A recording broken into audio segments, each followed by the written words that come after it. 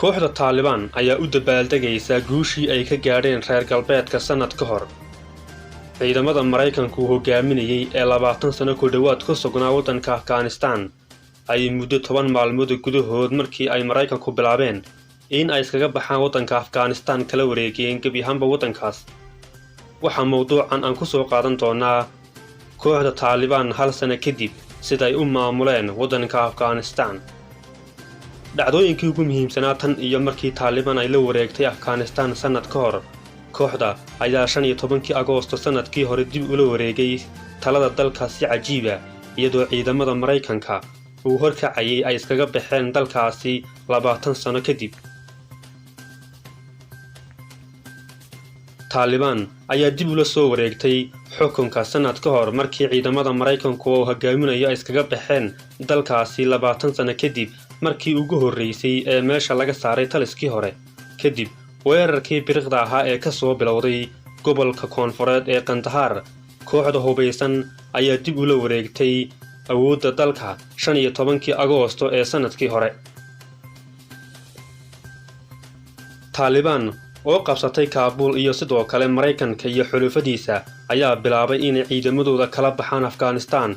Taliban waxay bilaabeen duulaankii ugu danbeeyay oo ay ku doonayeen inay dib ugu qabsadaan oo ay dib ugu soo ceshadaan gacan ku haynta waddankii ay ka arrimin jireen ama ay maamuli jireen intii u dhaxaysay 1996 iyo 2001. bishii Agoosto, kooxdu waxay dardargelisay ololaheeda waxayna qabsatay magaalooyin badan 10 maalmood gudahoodna waxay gebi ahaanba ku qabsatay oo ay qabsatay gebi ahaanba waddanka Afghanistan. waxaana ugu dambeysay dhicitaankii caasimadda Kaabul ee 15 Agoosto ee 2021. madaxweyne Ashraf Ghani oo Mareykanka iyo reer galbeedku ay baritaari jireen wuxuu u cararay Abu Dhabi isagoo qirtay inay Taliban ka guuleysteen. kumanaan Afghanistaniin ah iyo ajaanib argagaxsan ayaa ku yaacay garoonka diyaaradaha ee Kaabul iyaga oo u ordaya ama jahwareersan si ay u raacaan duulimaadyadii ugu danbeeyay ee dalkaasi ka baxa. Washington Mareykanka ayaa xayiraad saaray $7 bilyan oo kaydka Afghanistan ee bangiyada Mareykanka ugu jirtay. deeq-bixiyaashuna waxay hakiyeen ama ay si weyn u yareeyeen gargaarkii ay siin jireen dalkaas.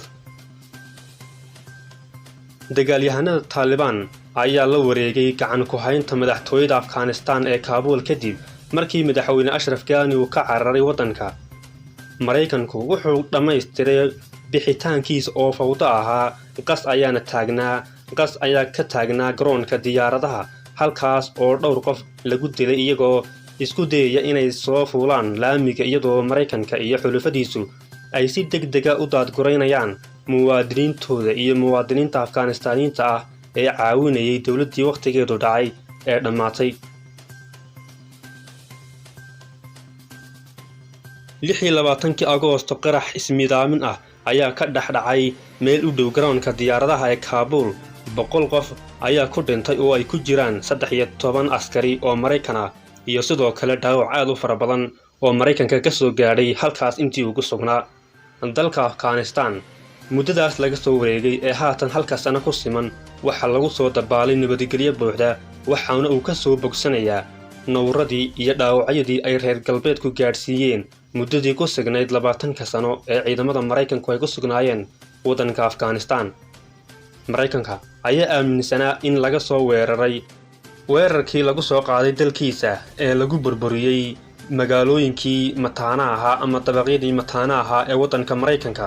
Mareykanka ayaa bilaabay inuu abaabulo kooxdiisa gaarka ah ee reer galbeedka si ay u weeraraan Taliban oo xilligaasi ka arriminaysay Afghanistan. kadibna waxay la galeen dagaal qadhaadh. Mareykanka ayaa sheegay ka bixitaankiisa Afghanistan ee ugu dambeysay 2021. madaxweyne Biden waxa uu sheegay in uu sameeyeen ama Mareykanka iyo reer galbeedku sameeyeen 300,000 oo askari oo Afghanistan u dhashay oo kuwaas oo ka difaaci kara kooxda Taliban inay xukunka la wareegaan. iyadoo isku halaynayaan ayay taasi qaadatay in ay Taliban ka gudubto 300,000 oo askari muddo 10 maalmood gudaheed. Maraykanka ayaa aaminsanaa in ay Taliban ay baritaarayso wadamada ay ka dagaalamaan kooxaha argagixisada ay reer galbeedku ugu yeedhaan sida Qaacida iyo Daesh, balse heshiiskii uu horkacayay Maraykanka ee ka dhacay wadankaasi Qatar ayuu ku sheegeen Taliban inaysan marti gelin doonin kooxaha waxqarabada ee wadamada kale ka dagaalama ee Maraykanku la dagaalamo.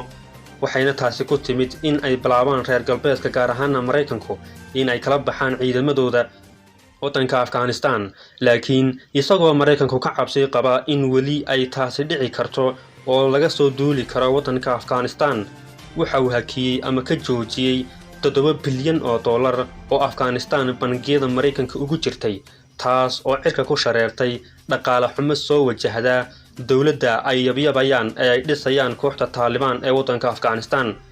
waxay kooxdu bedeshay calanka Afghanistan iyadoo wadata tawxiidka calanka cad ee ugu qoran yahay, taasi oo ay u dabaaldegayeen 15 Agoosto ee sanadkan markii ay dib xilka ula wareegeen hal sano kadib markii 2021 Maraykanka gebi ahaanba uu iskaga baxay wadanka Afghanistan, sidaasna uu gacanta ugu galay kooxda Taliban.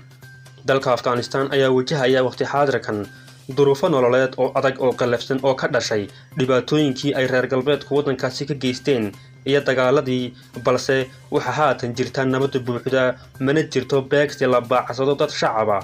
waxa wadankaasi ka dhici jiray waxay ahaayeen waxyaabo dhiila leh, waxa la beegsan jiray caruusyo iyo xaflado munaasabado ciideed, taas oo Maraykanku ugu gaban jiray inuu weeraray kooxo argagixiso ah isagoo ku dhibaateyn jiray dad shacab ah. Maraykanku ma uusan kala sooci jirin ama wadamada kale ee wadankaasi Maraykanka ka baritaarayay howlgalka wadankaasi uu ka waday Afghanistan lama kala sooci jirin dadka rayidka ah iyo cidda la bartilmaameedsanayo oo ahay Taliban.